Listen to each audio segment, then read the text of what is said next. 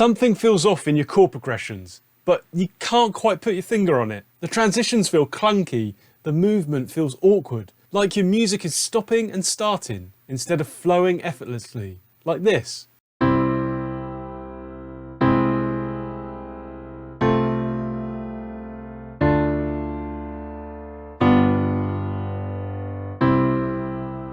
Imagine a city where every building is a chord. The roads connecting them determine how smoothly you can travel between the chords. Some roads are wide and effortless, others are full of potholes, and some just don't go anywhere. Creating a smooth path between chords is called voice leading. In this video, we're diving into the hidden mechanics of voice leading, the secret role of augmented chords, and how to use them to transform your chord progressions from stop-and-go traffic into high-speed expressway. Chords are constructed with a series of notes. The most common chords, major and minor, contain 3 notes each and are called triads.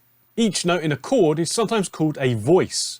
If you think of a choir of voices, each person is singing an individual note at any one moment, but all of these voices combined create a certain sound, like a big chord. So when we move from one chord to the next in our progressions, this series of voices is also moving.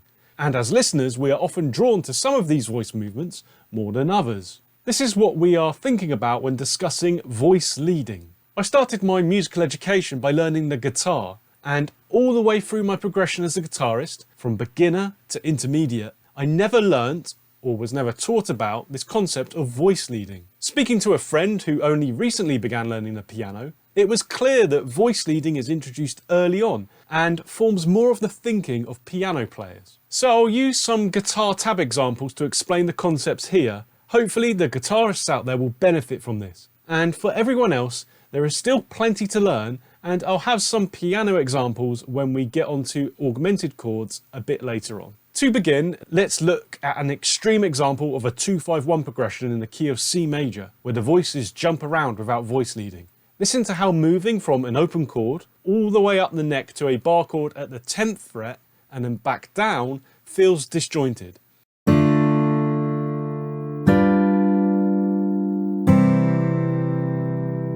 Compare that to these chord voicings.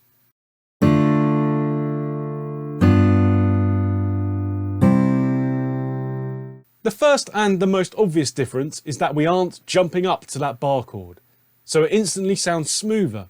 It's worth pointing out that there is no right or wrong way to play your chord progressions, at least not in popular music. The main guiding principle should be what you like the sound of. The chords now have the same number of notes being played, 4 for each chord, so it's easier to track how the voices move. So let's isolate each voice like a mini melody and have a listen. The top line plays F twice and then drops half a step to E.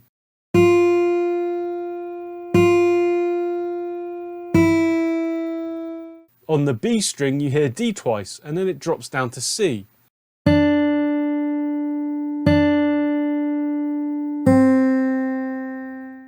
The G string notes move more, going from A to B and then down to G.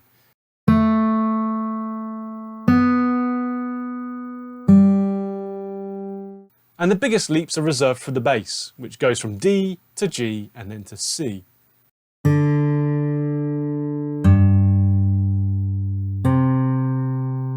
So voice leading is all about making these individual melodic lines as smooth and harmonious as we can. This can be done in a number of ways, much like there are different ways to move between buildings in a city. When thinking about how melodic lines move, there are a couple of things to be aware of.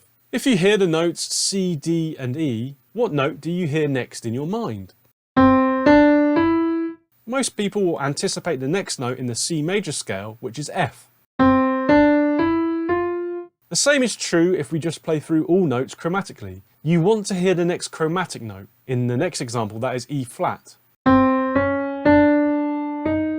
The same concept is also true if you were to play the notes descending down. The idea of predicting where notes are going is key to voice leading. If a voice jumps all over the place, then it's harder to anticipate where the next note will be. Whereas using smooth motions, like we just heard, leads the ear more naturally. We can use a similar idea to explore the concept of neighbour tones. These are notes that are a whole or half step away from a chord note. They might not be in the key of the song, but they still pull the listener to the relevant chord tone. For example, if you had a C major chord, you could approach the root note C from B or B flat from below, or D flat or D from above.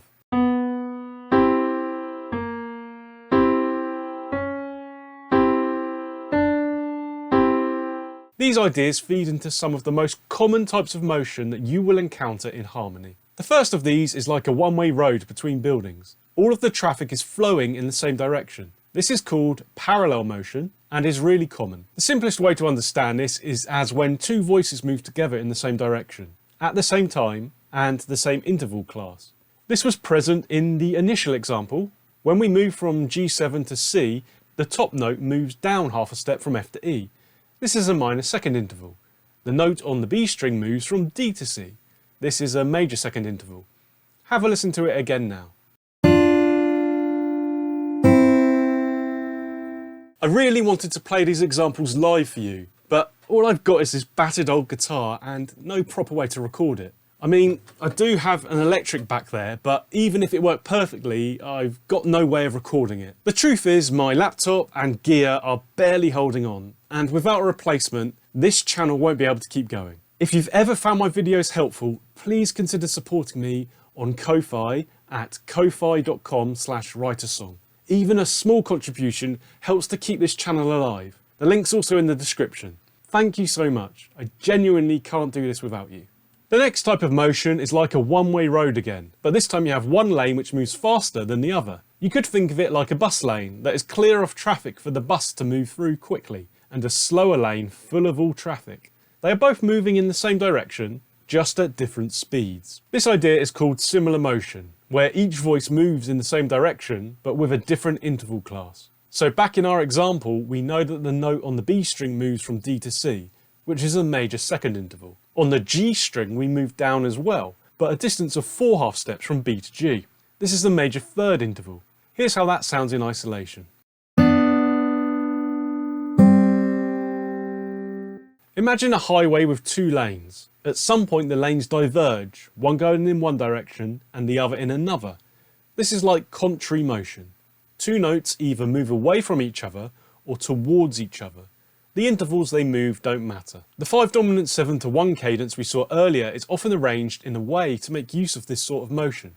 In the first bar, I play the B and F notes in the G7 chord on the top 2 strings. These 2 notes create a tritone, which is a very tense interval that wants to resolve. Here they both move inwards towards the notes E and C. In bar 3, we use a different voicing of G7, with those B and F notes on the G and D strings. The notes then move outwards to the C chord without a 5 note. Listen to the difference in these types of motion.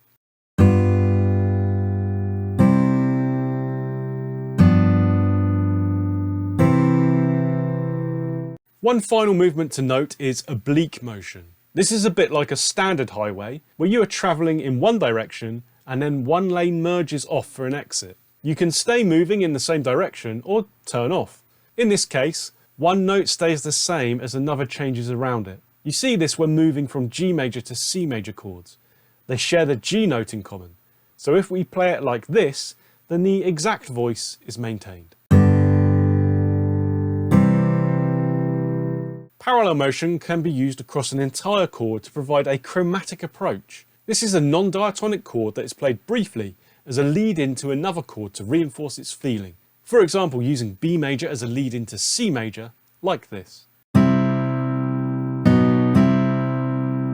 In major keys, you'll often see this idea used to fill the gap between 4 and 5 chords. In my Chord City system, this is like creating a smooth one-way road between the train station of 4 and the office block of 5.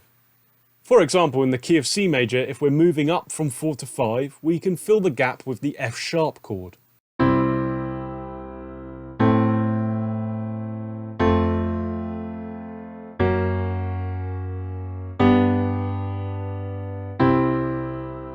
And if we're moving down from 5 to 4, we can fill the gap with the G flat major chord. Note the difference in accidental here, despite them being the same chord.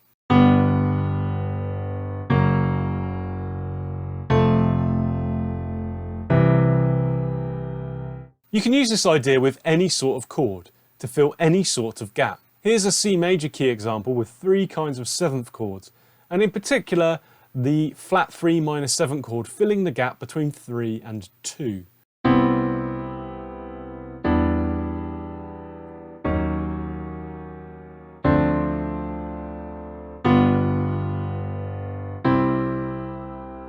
So how do augmented chords come into this conversation? Well, they are just major chords with a sharp or augmented 5 note.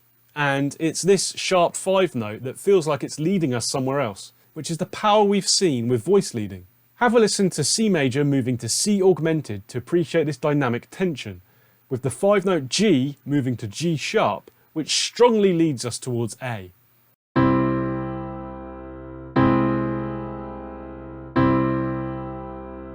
So in order to complete this move, we need another chord which contains the A note. In major keys, if your augmented chord is the 1 chord, then you can use 2, 4 or 6. Here's how that sounds in the key of C major.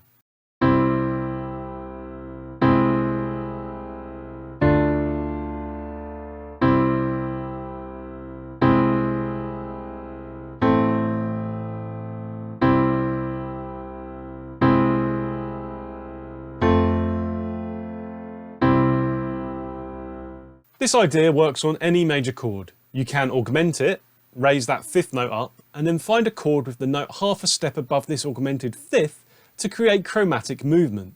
This works in both major and minor keys. For example, in the key of A minor, I could use this to intensify the major 5 chord and draw us back to the 1 tonic chord.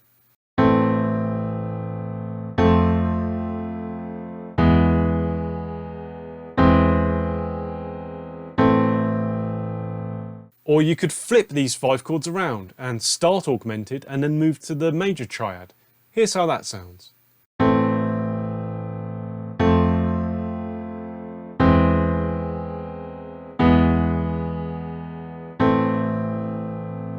The problem with augmented chords is that they can be hard to fit into progressions if you don't know what you are doing.